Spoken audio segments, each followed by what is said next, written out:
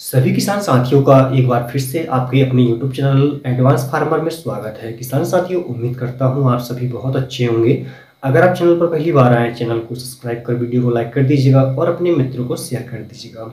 किसान साथियों, एक प्रश्न हमेशा उठता है कि मिट्टी का पीएच क्या होता है और मिट्टी का सही पीएच क्या होना चाहिए जिससे हमें अच्छा उत्पादन मिले। मिट्टी का पीएच लेवल यदि घटता है या बढ़ता है तो इससे उत्पादन पर क्या प्रभाव पड़ता है। मिट्टी का पीएच यदि बढ़ा हुआ है तो उसको हम कैसे घटा सकते हैं, यदि घटा हुआ है तो उसको हम कैसे बढ़ा सकते हैं। तो ये सारी जानकारी आपको इस वीडियो के माध्यम से मिलने वाली है। लास्ट तक आप हमारे साथ बने रहिएगा। किसान साथी, जो मिट्टी का पीएच होता है ये अम्लता और क्षारीयता को दर्शाता है। मिट्टी का जो पीएच पैमाना होता है मापने का, उसमें जो कि 14 पॉइंट होते हैं और सेंटर में एक 7 बिंदु जो होता है, 7 नंबर जो बिंदु होता है, यदि हम इसको समझें तो यदि ये स्केल है तो बीच में यहाँ पे जो नंबर होता है ये 7 नंबर होता है और इसके बाद में इधर जो नंबर आते हैं जैसे कि 8, 9, 10, 11 इस तरह से 14 तक जाता है और इधर ये 1 से शुरू होता है,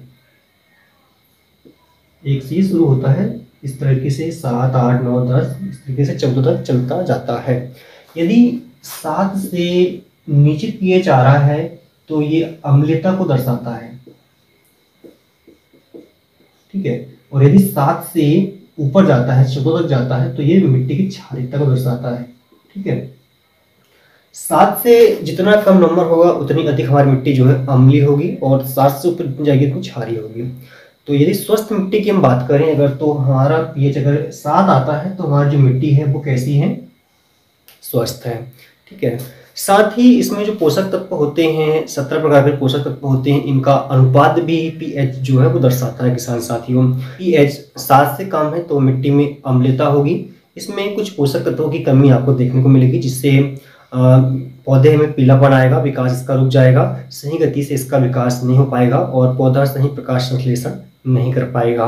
इसके अलावा यदि मिट्टी का पीएच 7 से ऊपर जाता है तो मिट्टी में जो कि क्षारीयता की वृद्धि होती है और इसमें बहुत सारे पोषक तत्व जैसे zinc, iron, copper, magnesium, manganese, zinc, boron, इन तत्वों की कमी हो जाती है। किसान साथियों, तो मिट्टी की अगर हम जांच कराते हैं और पीएच इसका घटा या बढ़ा हमको मिलता है तो हम इसमें कुछ पदार्थों को मिलाकर या कुछ चीज़ों को मिलाकर इसका पीएच हम घटा या बढ़ा भी सकते हैं। किसान साथियों, मिट्टी का यदि पीएच बढ़ा हुआ है किसान साथियों, 7 से ऊपर जा रहा है तो इसे हम गंधक आदि मिलाकर इसे हम कम कर सकते हैं। इसकी मात्रा जो मिट्टी परीक्षण के बाद में फसल अनुसार दी जाती है। इसके अलावा यदि मिट्टी का जो पीएच घटा हुआ है इसको हमें बढ़ाना है तो इसमें डोलोमाइट या चूना का उपयोग किया जाता है। इसका उपयोग भी और इसकी जो मात्रा है वो मिट्टी परीक्षण के बाद में फसल जो हम लगाएंगे उस पर ही निर्धारण किया जाता है। मिट्टी का पीएच यदि 6.5 और 7 के बीच में आता है किसान साथियों तो मृदा हमारी बिल्कुल स्वस्थ है। 80% तक ये पोषक तत्वों को मिट्टी से ग्रहण कर सकती है। जब भी आप कोई फसल इसमें लगाएं तो मिट्टी परीक्षण आप इसमें अवश्य कर लीजिएगा। अब हम आगे जानते हैं कि कौन सी फसल के लिए हमें कितना पीएच होना जरूरी होता है। किसान साथियों, हमने कुछ फसलों के पीएच यहाँ पे लिखे हुए हैं जैसे कि यदि हम गेहूं की फसल लगा रहे हैं तो इसके लिए हमारी जो मिट्टी का पीएच है वो 6 से 7.5 के बीच में होना चाहिए। उसी प्रकार यदि हम जौ की फसल लगा रहे हैं तो इसके लिए 6 से 7.5 के बीच में पीएच मिट्टी का होना चाहिए। इसी प्रकार जौ के अलावा जय की बात करें तो इसमें 5 से 8 के बीच में होना चाहिए। बरसीम के लिए 6 से 8 के बीच में मिट्टी का पीएच होना चाहिए।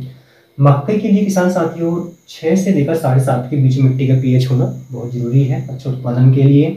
वहीं यदि हम धान की बात करें अगर, तो हमारा मिट्टी का पीएच यदि 4 से लेकर 8.5 के बीच में भी है तो निश्चित ही हम धान से अच्छा उत्पादन ले सकते हैं।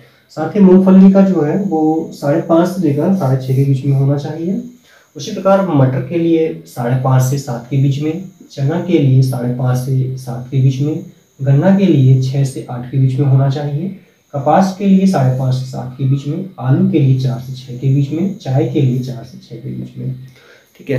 यदि इतना मिट्टी का पीएच मेंटेनेंस रहता है तो निश्चित ही हमें अच्छा उत्पादन फसलों से हम ले पाएंगे। किसान साथियों, उम्मीद करता हूँ जानकारी बहुत पसंद आई होगी। वीडियो को पसंद आए तो लाइक जरूर कर दीजिएगा। धन्यवाद।